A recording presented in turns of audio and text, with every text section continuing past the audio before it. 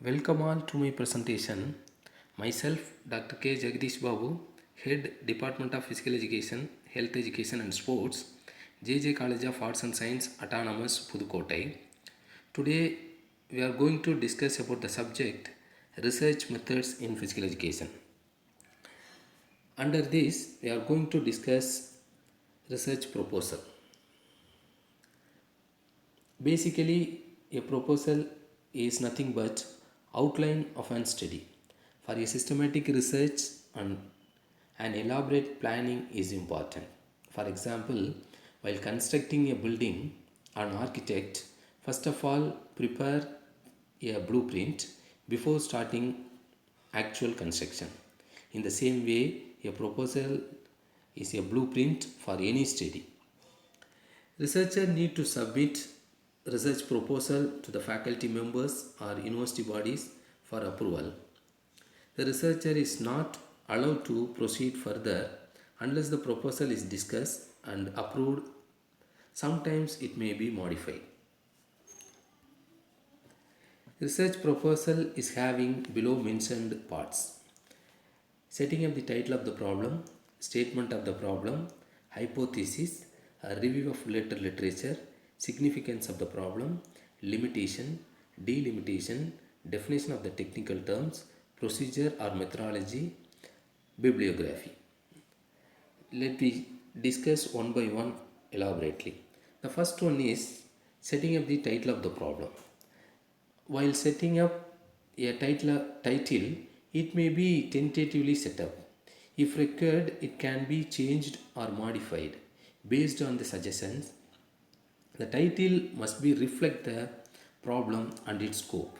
A title is not too long or too short. Next, we move on to the statement of the problem. The statement of the problem should specify the purpose clearing as well as concisely. It also should indicate exactly what the investigator intends to do. Next, we'll move on to the hypothesis. The hypothesis is the tentative answer to the question, is termed as hypothesis. Actually, it is an intelligent guess. Using hypothesis, the researcher can avoid unbiased investigation.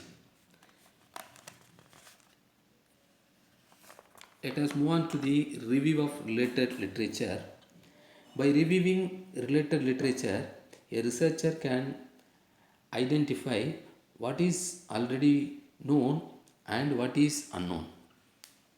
Through this, researcher can understand the concept clearly.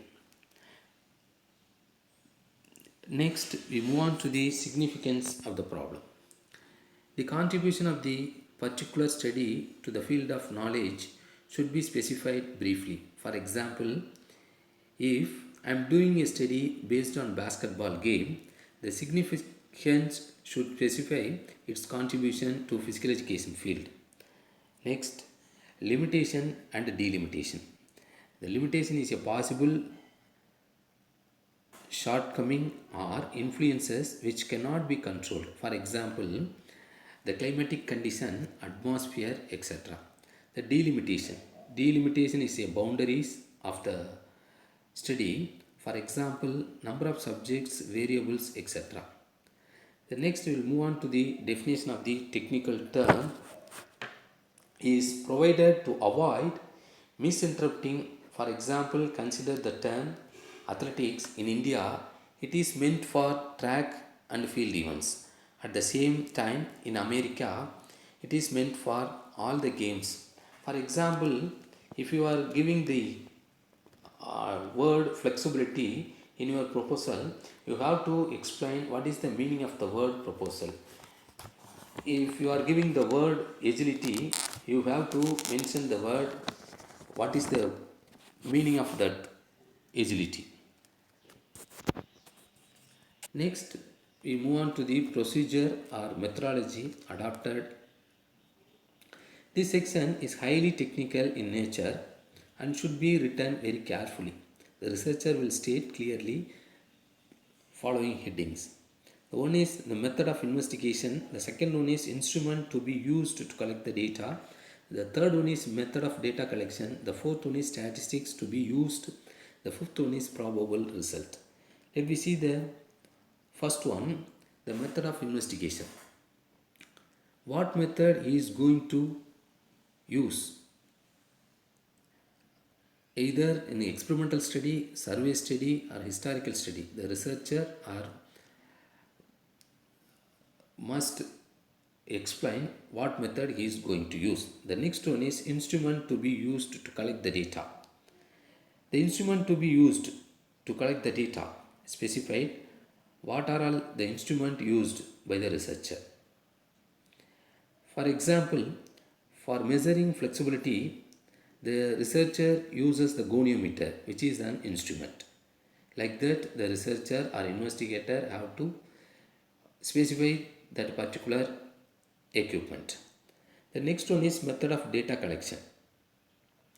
Depending upon the researcher's research plan and design, there are several ways of collecting the data. The most commonly, researcher or investigator are using published literature sources, interviews, records, etc. The next one is statistics to be used. Based on the type of the study, suitable statistics should be used. The next one is probable result. Expected result of the study should be specified in the proposal. It will help to establish significance of the study. Your expected result need not to be accurate. Next, we'll move on to the final one, bibliography. Final thing is bibliography, in which researcher should give an acceptable bibliographical form and references of authors he can consider for his work. Thank you for listening. Have a nice day.